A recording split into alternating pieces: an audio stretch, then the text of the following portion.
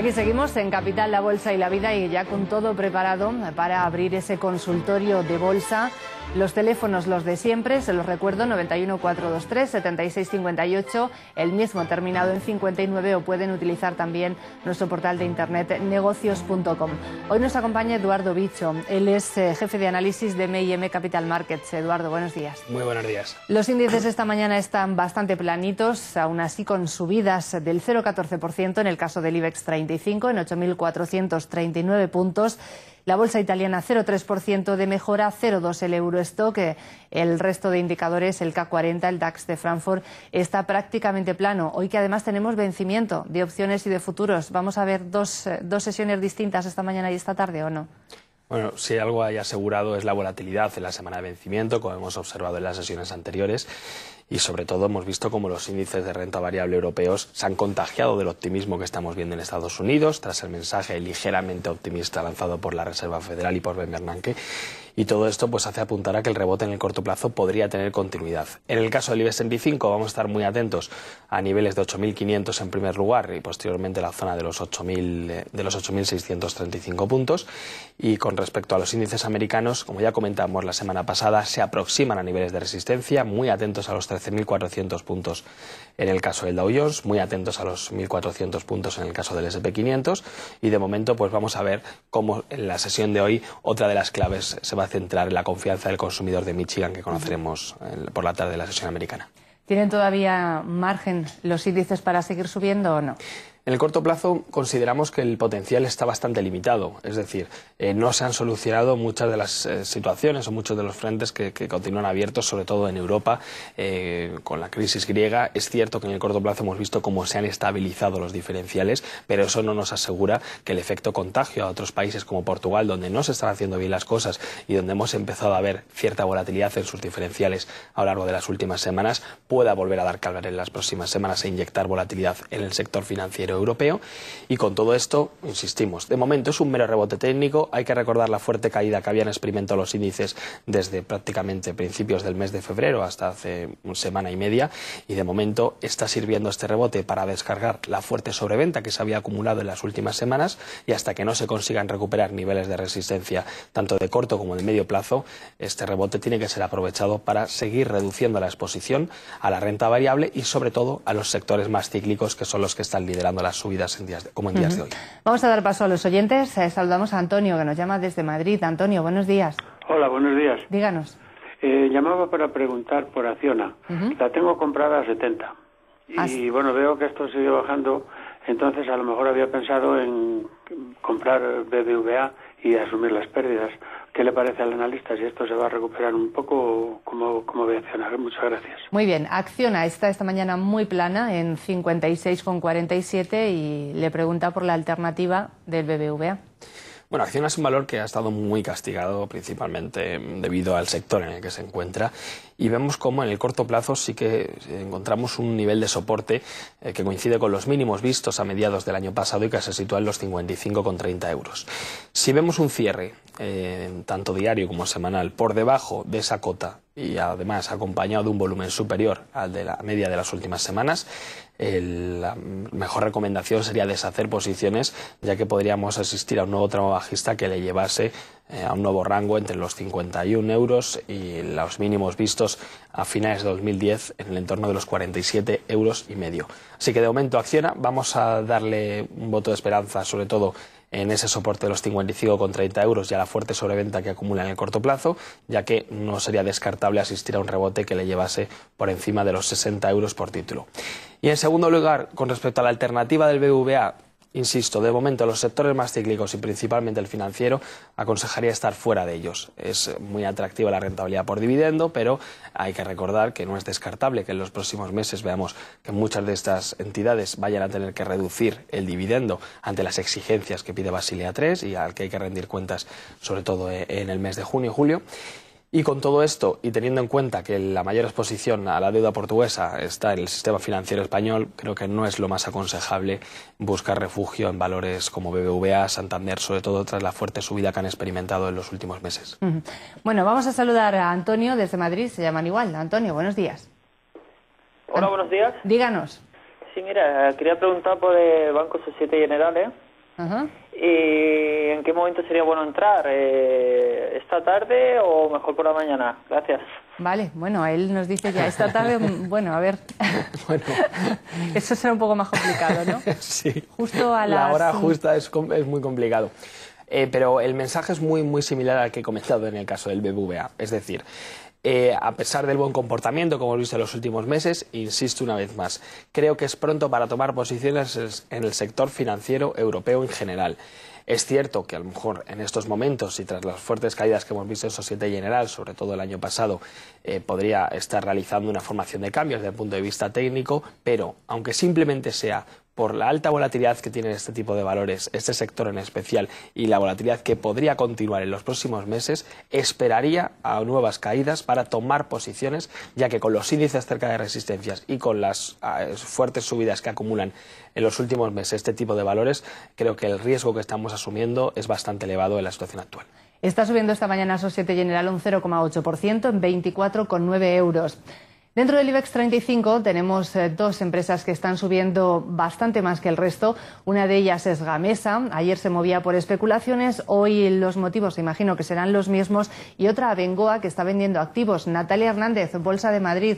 ¿Nos refrescas estas informaciones? Pues mira, en el caso de Gamesa pensamos que sí, que se puede estar moviendo al alza todavía por esos aires que apuntaban, según el diario Les Echos, el francés, que la francesa Alstom estaría pensando en hacerse o bien con Gamesa o bien con Vestas. Ayer al cierre del mercado y desde Rusia, el consejero delegado de la francesa aseguraba que no están buscando ningún pacto con ninguna empresa, pero que si llega sería bien recibido. Así que hoy de nuevo ese aire de cambio parece que está influyendo en los títulos de Gamesa porque lidera de nuevo las subidas con un incremento del 3,5%. En el caso de Abengoa, pues la subida se debe más que nada a la caja que ha hecho en Brasil porque ha deshecho posiciones en uno de los activos pues que tenía la compañía y conservaba todavía un 50%. Es una empresa que aglutina 4 concesiones de transmisión. Pues bien, ha sido vendida este 50% a la que actualmente tiene la mitad de la compañía. Hablamos de una de las empresas eléctricas brasileñas más importantes del momento, Cegim. Lo ha vendido por 586 millones de euros. Con esta operación, Cegim se hace ya con el 100% de esta compañía y Abengoa consigue hacer caja, unos ingresos aproximados de 376 millones de euros y también al mismo tiempo reducir su deuda bruta en 210 millones de euros. Esto no significa que Abengoa deje de lado Brasil porque sigue siendo, dice la compañía, un mercado muy estratégico, nada más que hay que fijarse en un dato, el 21% de las ventas procede todavía de este área. Gracias, Natalia. Eduardo, antes de preguntarte por Gamesa, también por Abengoa, vamos a dar paso a una llamada que creo que está relacionada precisamente con uno de estos dos valores. Marisol, desde Santander, buenos días. Buenos días. Díganos. Iba a preguntar a don Eduardo, pero ya he visto cómo ha contestado lo de Gamesa. Entonces, en vez de Gamesa, le voy a preguntar a Hoteles, que las tengo compradas con plusvalías, a ver hasta dónde pueden llegar. Muy bien, lo que pasa que, bueno, la información del analista de Gamesa todavía no la hemos ofrecido. Todavía no la han dado, ¿verdad? No. Pues entonces que me la diga, a ver, sí. Vale, venga, muchas gracias. Muchas gracias a ustedes. Eduardo. Bueno, en primer lugar, con respecto a Gamesa, es un valor que hemos comentado en más de una ocasión, que ya comentábamos hace prácticamente un mes, que la pérdida de los 2,90 euros, un nivel que había servido de soporte en varias ocasiones desde mediados del 2011, de ser perforado había que deshacer posiciones, y es que tras perder el 2,90 ha ido a buscar suelo en el entorno de los 2,21 euros.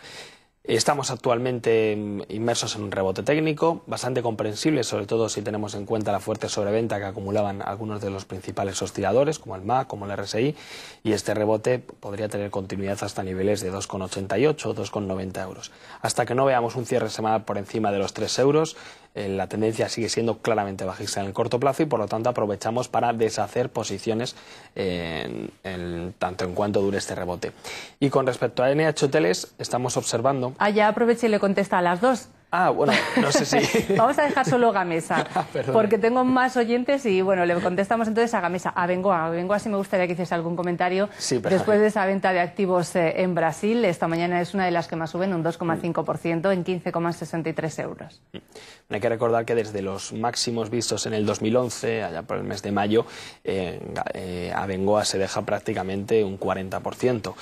Desde el punto de vista técnico, hemos asistido a un doble mínimo en el entorno de los 14,20 euros, nivel que ha servido de apoyo tanto en octubre del año pasado como hace tan solo una semana, y en tanto en cuanto no se pierda la zona de los 14 euros, podríamos mantener los títulos en cartera, pero eso sí, si lo pierde, ejecutamos stop loss, ya que el primer nivel de caída estaría situado en el primer objetivo de caída estaría situado en los 12,90, que son los mínimos vistos en el 2010, y ya de perder esa zona, tanto en el corto como en el medio como en el largo plazo, habría que deshacer posiciones. Pero insisto, en el corto plazo, muy atentos a que no se pierdan los 14,20 euros. Bueno, en las bolsas europeas hoy estamos vigilando a las automovilísticas porque están bajando con fuerza. ¿Hay datos para esa bajada? Guillermo Uribe, cuéntanos.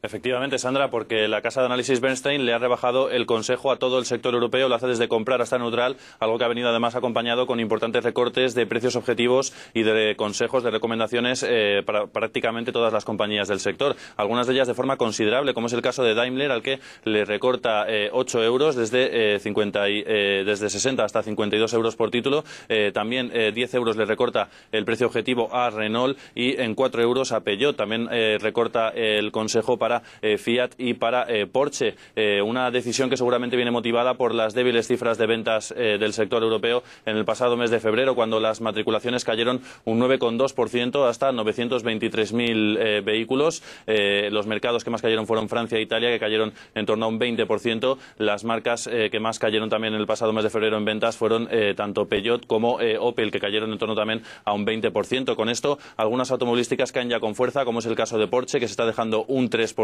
También Daimler está cayendo un 1,9%, se deja Renault también un punto porcentual, Fiat cae un 0,8%, Peugeot algo más de un 0,6% y Volkswagen que se deja un 0,49% y BMW que también se está dejando un punto porcentual. Gracias, Guillermo. Eduardo, las automovilísticas, la verdad es que es un poco... Estamos viendo cómo caen las ventas en Europa y, sin embargo, había mensajes la semana pasada de muchas de ellas que prevén un año récord, sobre todo por ventas en países emergentes. O sea, tenemos ahí las dos caras de la moneda, ¿no? ¿Qué hacemos con ellas? ¿Le gustan o no? Bueno, es cierto que se han apoyado principalmente en el buen comportamiento que hemos visto que se ha experimentado en países emergentes, como ya has comentado, sobre todo en China, en Brasil, pero mucho cuidado, ya que hemos visto como hace tan solo una semana China bajaba sus previsiones de crecimiento para este próximo año hasta el 7,5% del PIB, y todo esto pues podría penalizar, como ya ha penalizado a otros sectores, al sector de la automoción. Si a todo esto le añadimos que todavía vemos una débil demanda proveniente de países europeos, todo esto pues nos hace pensar que todavía podríamos asistir a mayores correcciones en un sector que lo ha hecho muy bien, sobre todo en momentos del año pasado, pero que es momento para deshacer posiciones. Vamos a saludar a Miguel, que nos llama desde Málaga. Miguel, buenos días. Hola, buenos días. Díganos. Mire, quería que me hiciera el analista algún comentario sobre Celtia al precio que está. ¿De qué opina? Muy bien, ¿pero las tiene usted compradas? No, vale. Por si entrara. Muy bien, pues Celtia está esta mañana bajando un poquito, 0,6% en 1,68 euros. Celtia es un valor que vemos que todavía no termina de despegar, cuya tendencia de medio y largo plazo sigue siendo claramente bajista, y que desde el punto de vista técnico tenemos que estar muy atentos al nivel de 1,60 en el corto plazo, mínimo que veíamos hace tan solo unas semanas, y cuya pérdida daría lugar a un nuevo tramo bajista con siguiente objetivo, el importante soporte de 1,40 a 1,34, que coincide con los mínimos vistos tanto en noviembre como en diciembre del año pasado. Así que 1,60 en primer lugar, posteriormente, y de perderlo, ejecutaríamos stop loss de corto plazo porque se podría ir a zona de 1,40, y hasta que no sea capaz de superar con volumen la zona de los 2 euros, lo mejor es no estar en la compañía. Bueno, de momento no nos da tiempo a más llamadas, pero después vamos a continuar aquí en el Consultorio Capital con Eduardo Bicho, jefe de análisis de M&M Capital Markets, en una mañana en la que las bolsas están bastante tranquilas, con subidas moderadas, hoy con vencimiento de opciones y de futuros, cuádruple hora bruja que puede traer más inestabilidad al mercado. En la parte de la tarde, subidas en torno al 0,14% en el caso del IBEX 35, que está en 8.437 puntos, y el resto de índices europeos se mantiene más o menos igual que en la apertura. Primas de riesgo también estables. Enseguida continuamos aquí en Capital, la Bolsa y la Vida.